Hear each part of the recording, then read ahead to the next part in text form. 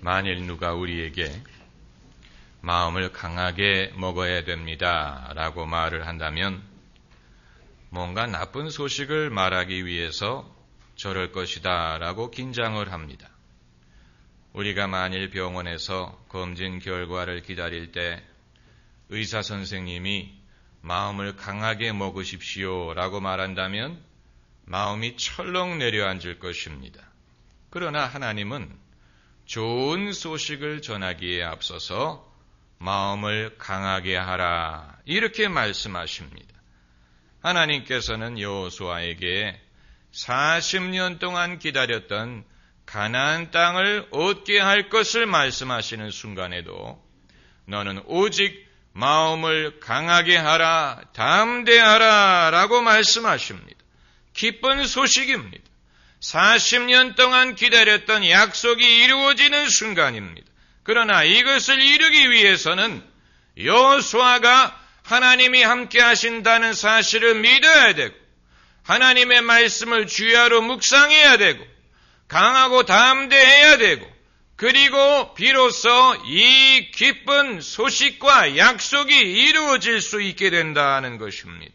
왜냐하면 하나님이 행하시는 선한 일을 가로막으려는 세력이 있고 그것을 저항하는 세력이 있고 믿음을 무너뜨리려는 세력이 있고 세상에 환난이 있고 죄가 있고 시험이 있기 때문에 하나님의 선한 일을 우리가 믿지만 그 선한 일이 이루어지기 위해서는 이 땅에서 하나님의 말씀을 믿는 것뿐만이 아니고 믿음을 지키고 강하고 담대하고 인내하고 그래서 하나님의 뜻이 하늘에서 이룬 것처럼 땅에서도 이루어질 수 있는 하나님이 쓰실 수 있는 도구가 필요하기 때문에 그런 것입니다.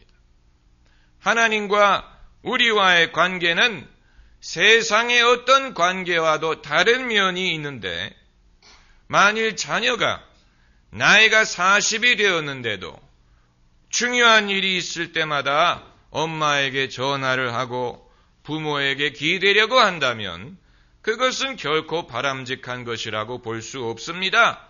그런 남자를 뭐라고 부릅니까? 마마보이라고 부릅니다. 그것은 나약한 것이라고 우리가 봅니다. 어른이라면 중요한 일을 자기가 스스로 결정할 수 있고 판단할 수 있고 책임을 질 줄 알아야 됩니다. 홀로 설 수 있어야 됩니다. 만일 그게 아니고 여전히 부모에게 의존하려고 한다면 그것은 어른이 되지 못한 것입니다. 그렇다면 하나님과 사람의 관계도 그러한가? 우리가 범사에 기도하고 하나님을 의지하고 하나님의 인도를 구하는 것이 우리를 의존적으로 만드는 것인가? 우리를 유아적으로 만드는 것인가? 공산주의자들은 그렇게 생각했습니다. 무신론자들은 그런 식으로 생각했습니다. 그래서 인류가 성숙해지기 위해서는 하나님이 없이 홀로 설 수 있어야 된다라고 주장을 했습니다. 신앙으로부터 독립하면 인간이 자유로워질 것이라고 생각했습니다. 그러나 그것은 실수였어요. 신앙은 그렇게 단순히 생각할 수 있는 것이 아닙니다.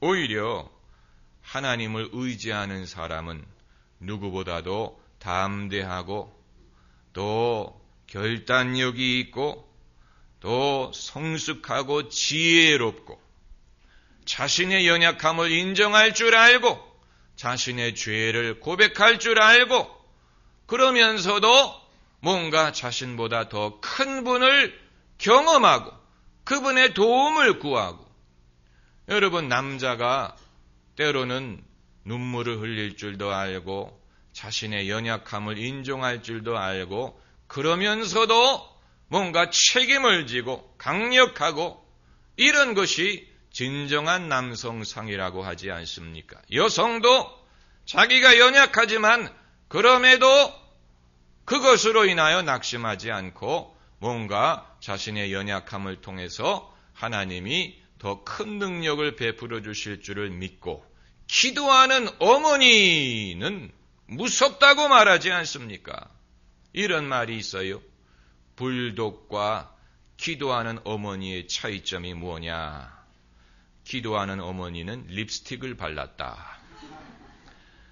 불독과 기도하는 어머니의 차이점은 어머니는 립스틱을 발랐을 뿐이라는 것입니다. 그만큼 기도하는 어머니가 강력하고 무섭다는 것입니다. 여자는 약해요. 기도하는 여자는 강합니다. 할렐루야. 이것을 여러분이 아셔야 됩니다. 다윗이 골리앗과 싸우러 나갔을 때 시편 23편에 내가 사망의 음침한 골짜기를 다닐지라도의 그 사망의 음침한 골짜기가 다윗이 골리앗과 싸웠던 골짜기를 말하는 것이다 라고 보는 학자들이 있는데, 왜냐하면 블레셋 군대는 한편 언덕에 진을 치고 이스라엘 군대는 건너편 언덕에 진을 치고 그 사이에 골짜기가 있었는데 다윗이 골리앗과 싸웠던 데가 바로 그 골짜기였다는 것입니다. 다윗이 골리앗과 싸우겠다고 골짜기로 내려갈 때 그는 하나님을 의지하고 갔습니다. 그것이 다윗을 나약하게 만들었습니까? 의존적으로 만들었습니까? 아닙니다. 남이 보기에는 정신 나갈 정도로 용기 있는 사람이었어요. 도대체 저 소년이 무엇을 믿고 저렇게 용기 있고 결단력이 있고 영웅적일 수가 있느냐?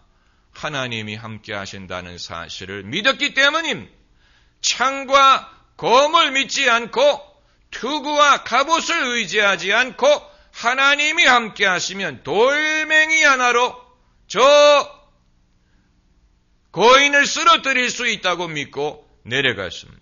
이것은 사람들이 이해할 수 없었던 것입니다. 사울 왕이 그에게 말하되 너는 그 장수와 싸울 수 없느니라. 그는 어렸을 때부터 장수니라. 그때 다윗이 대답하기를 전쟁은 하나님께 속하였으니 하나님이 오늘 저 할례 없는 자를 나에게 넘겨주어 그로 공중의 새와 들의 짐승의 먹이가 되게 하리라. 이스라엘의 하나님이 계신 줄을 만민이 알게 하리라 하고 나가 싸워서 이겼습니다.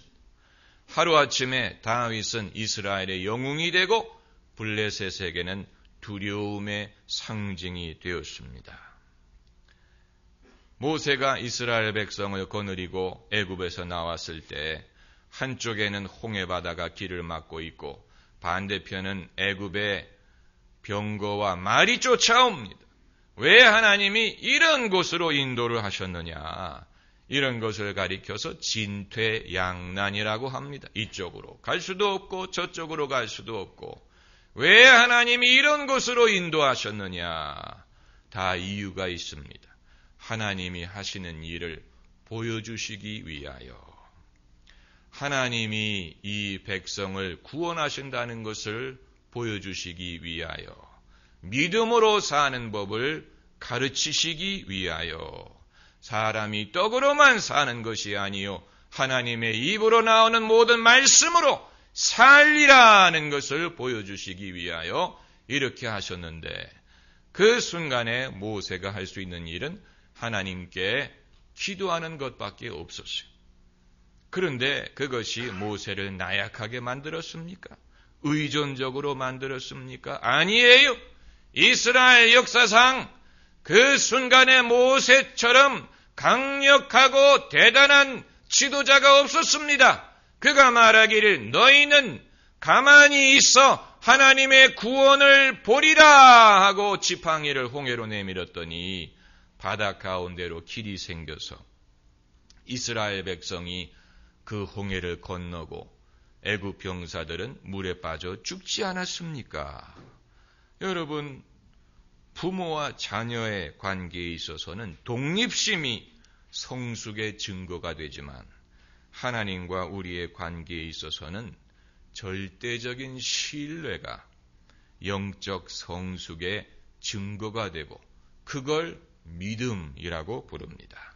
그렇기 때문에 우리가 아무리 나이가 먹고 성숙해진다고 하더라도 하나님을 안 신뢰해도 되는 날은 결코 오지 않을 것이고, 인류가 아무리 과학이 발달하고 지식이 발달하더라도 하나님 없이 살 수 있는 날은 오지 않습니다.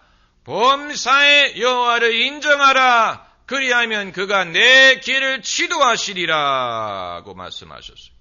그렇다면 아마 여러분 중에는 의문을 갖는 분이 계실지도 모릅니다. 성경 어디에서 우리의 연약함을 통해 주의 능력이 온전해진다고 하지 않았느냐? 그래서 바울은 자신의 연약함을 자랑한다고까지 말하지 않았느냐? 그런데 왜 벼랑간 여호수아서에서는 하나님이 여호수아가 강해질 것을 요구하시느냐? 우리는 성경을 제대로 읽어야 됩니다. 여호수아서에서 하나님이 여호수아가 그냥 강할 것을 요구하시는 것이 아니고 마음을 강하게 하라고 말씀하시고, 오직 마음을 강하게 하라. 여기에는 차이가 있습니다. 우리가 다른 면으로는 약할 수 있습니다. 그러나 마음이 약해서는 안 됩니다. 우리가 예수님을 믿는다고 해서 우리의 마음이 나약해져도 되는 것이 아닙니다. 왜냐하면 하나님은 우리의 마음을 통하여 역사하시기 때문에, 우리의 마음을 통하여 말씀하시고, 우리의 마음을 감동시키시고, 우리의 마음을 통하여 하나님의 뜻을 이루게 하시고 믿게 하십니다.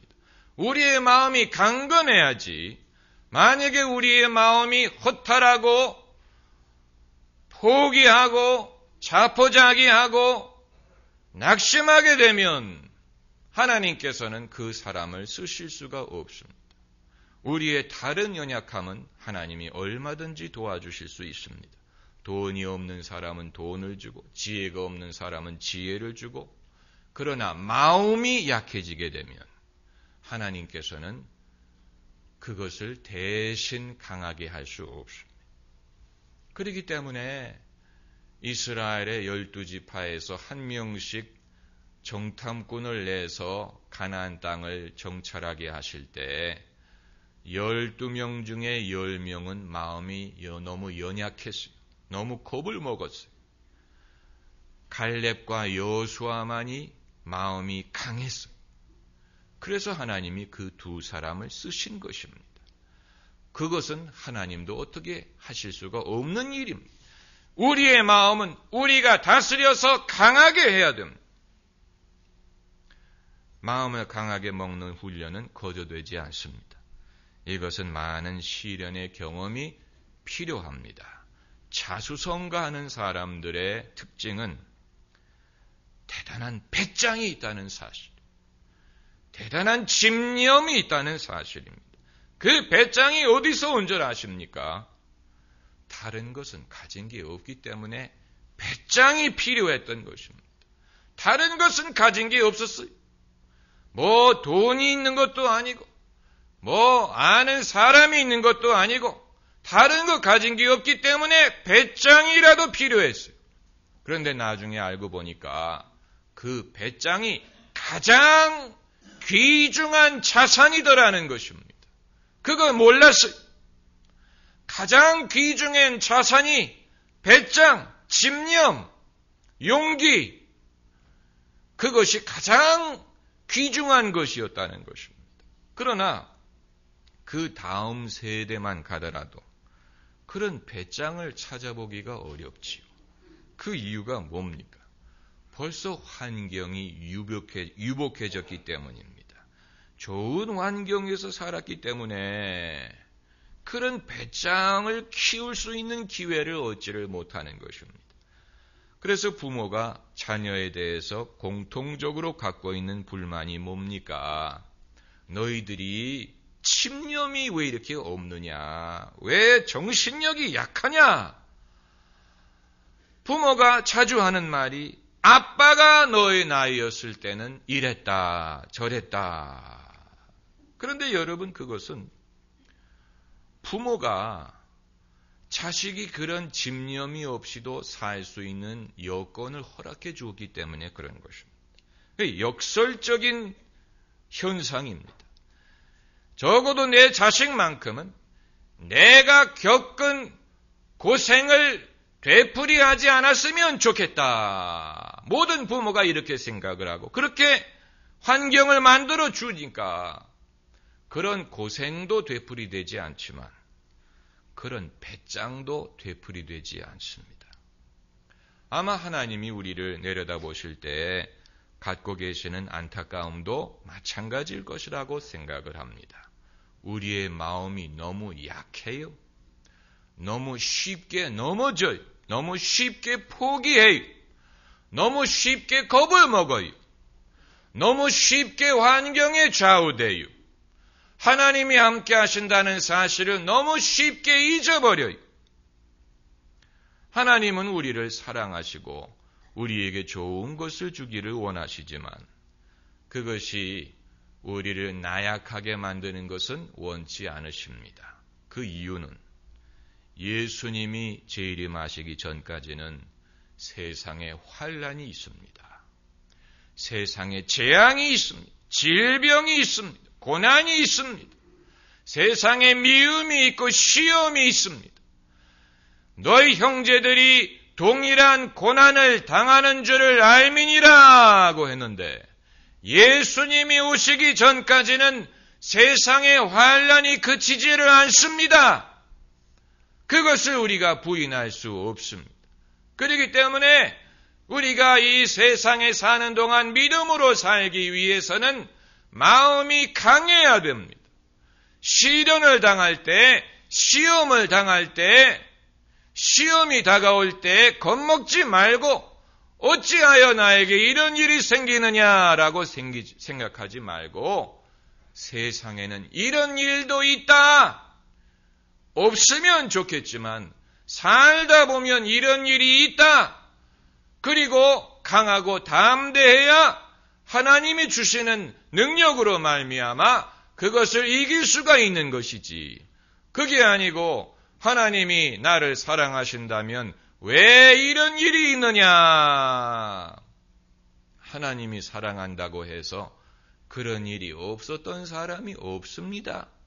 아브라함이든 다윗이든 모세든 엘리야든 바울이든 예수님이든 그들의 삶을 보세요. 하나님이 얼마나 사랑하셨습니까?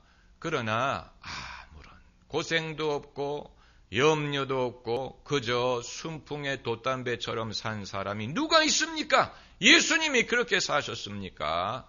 그렇지 않습니다. 그렇기 때문에 우리도 예외가 될 것으로 생각할 수 없습니다. 이 세상에 사는 동안에는 예수님 말씀에 이 세상에서는 너희가 환난을 당하나 담대하라. 내가 세상을 이겨노라. 할렐루야. 내가 세상을 이겨노라. 예수님도 세상을 이겨야 했어요. 시험을 이기고 유혹하는 자를 이기고 십자가를 포기하고자 하는 시험을 이기고 승리하신 것처럼 우리도 마찬가지입니다. 여러분 옛날에 이런 예화를 자주 들으셨을 것입니다. 요즘에는 그런 말을 별로 안 하지만 우리나라에서는 아이가 뛰어가다 넘어지면 금세 엄마가 달려와서 일으켜주지만 외국에서는 자녀가 넘어지면 엄마가 일으켜주는 대신에 괜찮다, 일어나라 하고 격려를 한다는 것이죠. 우리나라는 정을 중요시하지만 외국에서는 자녀에게 자립심을 키워준다. 이런 예화입니다. 그러면 예수님은 우리에게 어떻게 하실까? 성경에서 예수님은 어떻게 하셨습니까? 예수님은 명령하셨습니다. 내 상을 들고 일어나라. 소녀야 너에게 말하노니 일어나라. 달리다굼. 청년이여 너에게 말하노니 일어나라. 나사로야 나오너라. 내 병고침을 받을지어다. 예수님은 명령하셨어요. 예수님은 명령하셨어요. 선포하셨어요. 그리고 사람들이 그 말씀을 순종하는 동안에 기적이 일어난 것입니다. 내 몸을 가서 제사장에게 보이라. 순종했더니 기적이 일어났어요. 예수님이 우리에게 마음이 강할 것을 요구하시는 이유는 예수님이 우리에게 명하시는 것, 내 죄사함을 받을지니라, 내 아픔에서 고통에서 나음을 얻을지니라 선포하실 때 마음이 강하고 담대해야 그것을 순종하고 그대로 이루어질 수가 있기 때문인 것입니다. 할렐루야. 기도하십시다.